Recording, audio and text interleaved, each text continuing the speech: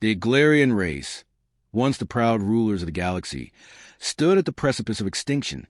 Their empire had spanned across countless star systems, a shining example of power, wealth, and technological marvel. They were the masters of the cosmos, controlling vast fleets of ships capable of bending time and space. Their cities were monuments to their superiority, towering spires that touched the stars themselves. The Exiled people had everything, except the humility to understand their own limits. The downfall began not with outside invasion, but from within. The Exiled Empire had long been a beacon of peace and prosperity, but as time passed, a dark undercurrent began to fester. The ruling elite grew obsessed with power, seeking to expand their empire at any cost. What had once been a peaceful civilization became one driven by conquest, their advanced technology and military prowess used for domination. The first signs of trouble were subtle. Small skirmishes broke out with neighboring races as the Exiled government expanded its influence. Planetary systems that had once thrived under Exiled protection began to rebel, disillusioned with their overlords' increasing authoritarian rule. But the Exiled leadership was not content to simply maintain their empire. They wanted more. And so the war began. It was a conflict unlike any the galaxy had ever seen.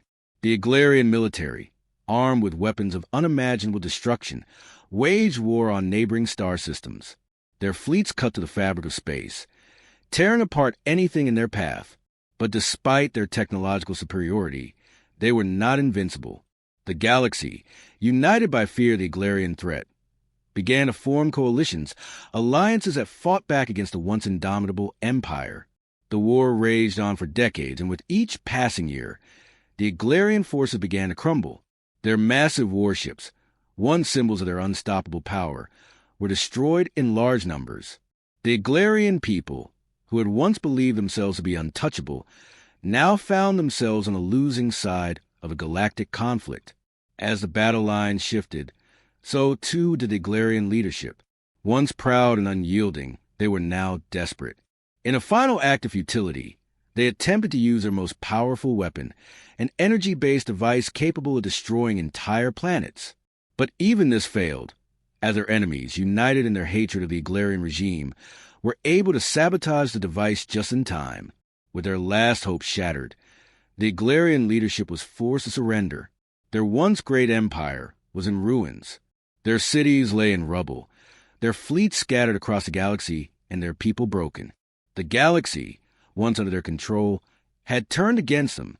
The Exiled race, once revered and feared, had become outcasts, hunted and exiled by every other civilization. The fall of the Exiled Empire marked the beginning of their darkest days. The few survivors of their once mighty race fled their homeworld, their great starships now little more than drifting ruins. They were scattered across the galaxy, unwanted and alone. The galaxy that had once been their playground was now a hostile environment, one in which the Exiled people could not survive without help. In their moment of desperation, the Exiled leaders made a difficult decision. They would seek help from the one race that had never been a part of their empire, the humans. The humans, a species still in the early stages of space exploration, had shown remarkable resilience in their short time in the cosmos. Despite their limited technology, they had managed to establish peaceful relations with several alien races, and had even faced off against some of the galaxy's deadliest threats. It was an unthinkable move for the Exiled race. They, who had once ruled the stars, would now beg for assistance from a race that had never known the kind of power they once held. But the Exiled leaders knew they had no choice. They could not survive without help, and so they sent out a distress signal, a plea for protection to the humans. The Exiled people, once the conquerors, now sought refuge. As the Exiled fleet drifted toward Earth, their ships appeared fragile, the once proud symbols of their empire now little more than decaying relics. It was a stark contrast to the race that had once been feared across the galaxy. The Exiled people had fallen from the highest heights to the deepest lows, and now they had nowhere to turn but to humanity. But would humanity, a young and inexperienced species, be willing to offer help to those who had once been their oppressors? The fate of the Exiled race now rested in the hands of a species that had only just begun to explore the stars. It was a fragile hope, one that could either save or condemn them. As the Exiled fleet entered Earth's orbit, the question remained: would humanity show mercy, or would they turn their backs on the race that had once ruled them all? The galaxy had turned its back on the Exiled people, but humanity's response would determine whether they would find a place among the stars once again. The Exiled fleet entered Earth's orbit, its once majestic ships now nothing more than ghostly relics of a dying civilization. Their engines sputtered, barely holding together, and their once pristine hulls were now marred with the scars of war. The sleek, powerful warships that had once struck fear into the hearts of entire galaxies now looked like broken remnants of a fallen empire. It was hard to imagine that these were the same ships that had once ruled the stars. The leaders of the Exiled people knew that their survival depended on the humans, but would they be willing to help? The humans had always been outsiders to the galaxy's long-standing conflicts, a race that had only recently ventured into the cosmos. They had no deep-seated hatred for the Exiled Empire, but they had also heard the stories. The Exiled race was a shadow of its former self, and their reputation for ruthlessness still echoed across the galaxy. As the ships approached Earth, the Exiled leaders anxiously awaited contact with humanity. They had sent their distress signal to the human governments, but the silence in response had been deafening. Days turned into weeks, and still there was no reply. The Exiled people were on the brink of collapse, and without help, they would perish. Their resources were depleted, and they had no place to go. In their desperation, the Exiled leadership sent a final, heartfelt plea. They broadcast a message to Earth, a simple yet powerful transmission that echoed to the vastness of space. We, the Exiled people, are but shadows of our former selves. Our empire lies in ruins, and our people are scattered across the galaxy. We seek no conquest, no power. We seek only survival. We have no other place to turn. We ask for your mercy, your protection. Please help us. The message was broadcast across Earth's communication networks, reaching every corner of the planet. But the response was not immediate. The human leaders, both governmental and military, were divided. Some argued that helping the Exiled race would be an affront to all the civilizations that had suffered under their rule. Others believed that extending a hand of mercy was the right thing to do, especially given that the Exiled race was now in such a vulnerable position. In the United Nations, the debate raged on for days.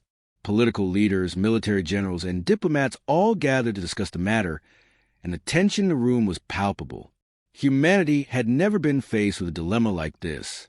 The Exiled Empire had been a dominant force in the galaxy, and while many saw them as tyrants, they were also survivors who were now begging for help. The human leaders considered the implications. Would helping the Exiled race be seen as a sign of weakness, or would it be a symbol of humanity's strength and compassion? The fear of what might happen if they turned their backs on the Exiled race was immense. If the humans rejected the Exiled plea, the entire galaxy could view humanity as a species that lacked empathy and was unwilling to forge alliances with former enemies. Amidst a heated debate, a voice rose above the rest, a voice that called for compassion. A woman named Dr. Sarah Williams, a leading diplomat and humanitarian, spoke out in favor of aiding the Exiled people. She argued that the galaxy had already paid a heavy price for the Exileds' past actions, but that turning away from them now would only perpetuate the cycle of violence and hatred. Humanity has always stood for something greater, Dr. Williams said passionately. We are a young species, yes, but we have the potential to be a force for good in this galaxy. If we reject the Exiled plea, we become no better than the empire that once oppressed them.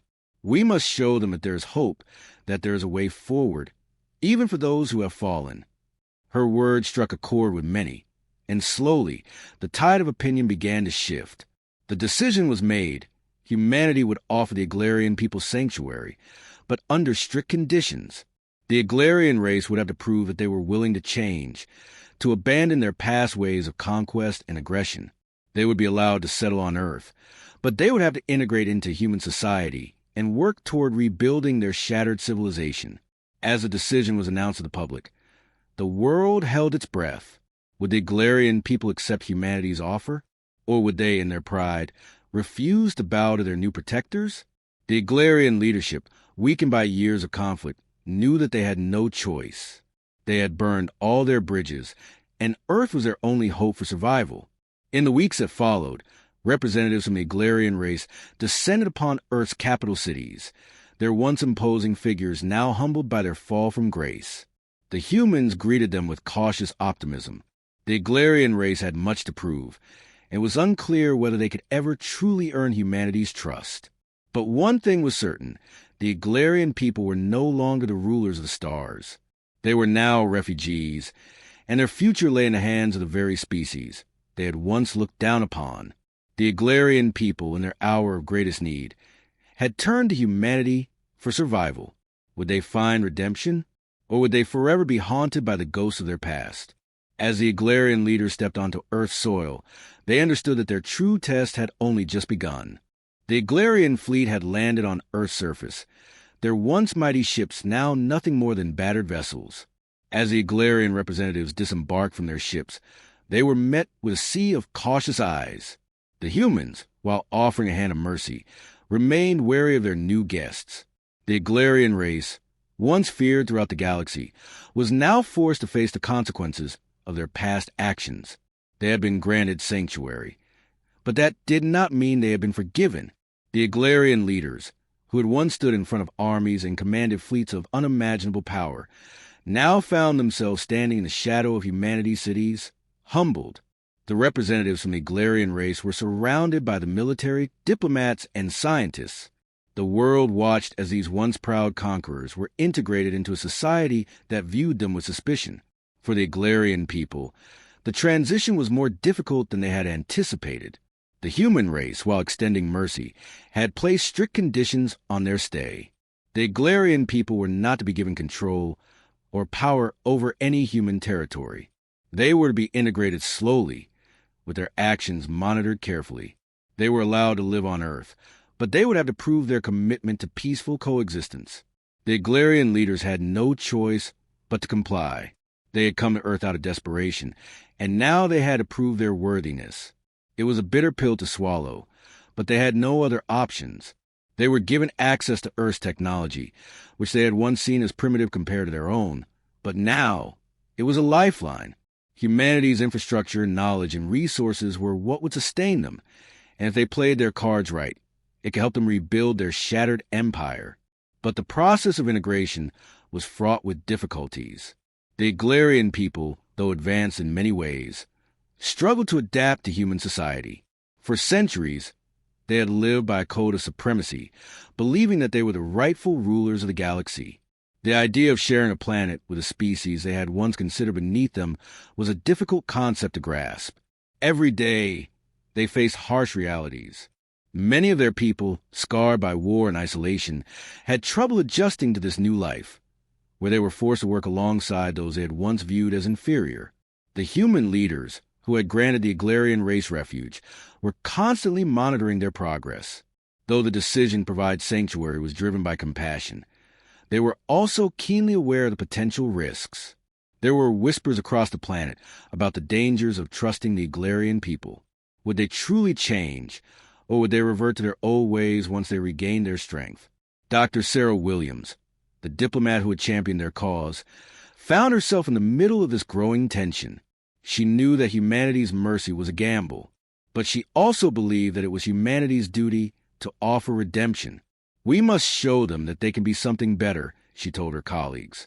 "We've all made mistakes. If we help them rebuild, we may find that they have something valuable to offer, but they must earn it." The Exiled leaders, in turn, began to understand the gravity of their situation. They were not the powerful conquerors they once were. They were now guests on another planet. They had to build relationships, earn trust, and change their ways.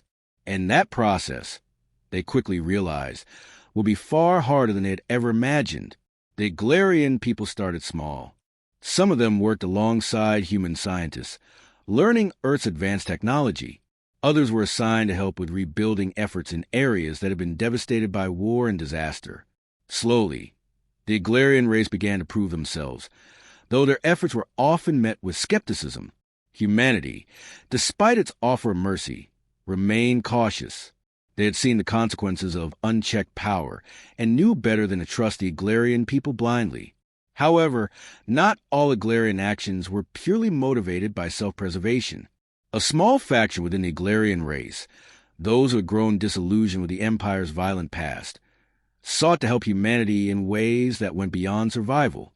These Exiled individuals worked tirelessly to aid in the healing of Earth's environment, using their advanced knowledge to help repair the planet's deteriorating ecosystems. They shared technology to purify water, clean the air, and restore damaged landscapes. This unexpected generosity caught the attention of many humans, who began to see the Exiled people in a new light. While a majority of humanity remained skeptical, there were those who began to wonder if the Exiled race could truly be redeemed. Could a people who had once known nothing but domination and destruction now become a force for good? As the months passed, both the Exiled people and humanity began to forge tentative bonds. The Exiled race, having experienced their fall from grace, had no illusions left about their place in the galaxy. They knew they were no longer the rulers of the stars, but they still possessed valuable knowledge and resources that could benefit Earth. And as they worked side by side with the humans, they began to realize that they could create something new, something better than the empire they had once built. But redemption was not something that could be achieved overnight. The Exiled people knew they had to prove their worth. They had to show that they were capable of not only surviving, but thriving in a new world built on cooperation and mutual respect. The future of the Exiled race depended on their ability to adapt, to learn from their past mistakes, and to build a new legacy, one founded on humility and compassion. Humanity, for its part, continued to watch closely. They had extended mercy, but they were still unsure if the Exiled people could be trusted. The road to redemption was long and fraught with obstacles, but as both races moved forward together, one thing was clear. The journey would define their future, and only time would tell if the Exiled people would find a place among the stars once more, or if they would remain forever outcasts. The days turned into weeks, and the weeks into months. The Exiled race, once proud and powerful, continued to rebuild their place on Earth. Their journey had not been easy, and the path to redemption remained steep. Many Exiled citizens struggled with their new reality, while the human population remained cautious, waiting to see if their new guests would live up to the promise of change. But even amidst the tension, there were glimpses of hope, small victories that hinted at a future of cooperation, understanding, and mutual respect. The Exiled leaders, recognizing the importance of forging strong bond with humanity, took bold steps to integrate their people into Earth society. They offered their technological expertise, focusing on areas where humanity still struggled: space travel, energy production, and ecological restoration. In return, humans shared their knowledge of social structures, ethics, and governance, teaching the Exiled people that power was not about domination, but about collaboration and compassion. One of the most significant projects was the creation of a unified council, which consisted of both human and Exiled leaders. This council was tasked with overseeing the integration process and addressing any issues that arose between the two species. While there were still moments of tension, the council served as a symbol of cooperation, a testament to the possibility of overcoming the past and building a future where both races could thrive together. Despite these efforts, there were still pockets of resistance. Some humans, particularly those who had lost family members to the Exiled Empire's reign of terror, found it difficult to forgive. They couldn't shake the memories of the Empire's cruelty, and the idea of offering sanctuary to such a race seemed incomprehensible to them. Similarly, some Exiled individuals struggled to embrace their new role as guests on Earth. They had once been rulers, and now they were forced to live under the watchful eye of the humans they had once considered beneath them. The tensions between these groups led to clashes, small but significant. Protests erupted in certain regions, with humans demanding that the Exiled race leave Earth. On the other side, there were Exiled factions who believed that their people should rise again, take control of the planet, and reclaim their former power. The fragile peace that had been built between the two races seemed, at times, like it could shatter at any moment. But amidst this unrest, there were signs of real change. A Exiled woman named Isha, once a high-ranking officer in the Exiled military, became a symbol of hope for both her people and humanity. Isha had witnessed the horrors of the Exiled Empire firsthand, and she had lost many of her loved ones to the wars they had waged. But unlike many of her peers, she refused to be defined by her past. She believed that her people could rebuild, not by taking, but by giving. She worked tirelessly to promote peaceful coexistence, helping to bridge the divide between the Exiled and human populations.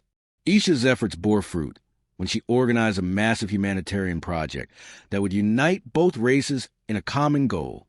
The project involved the restoration of Earth's largest forest, which had been decimated by centuries of environmental neglect.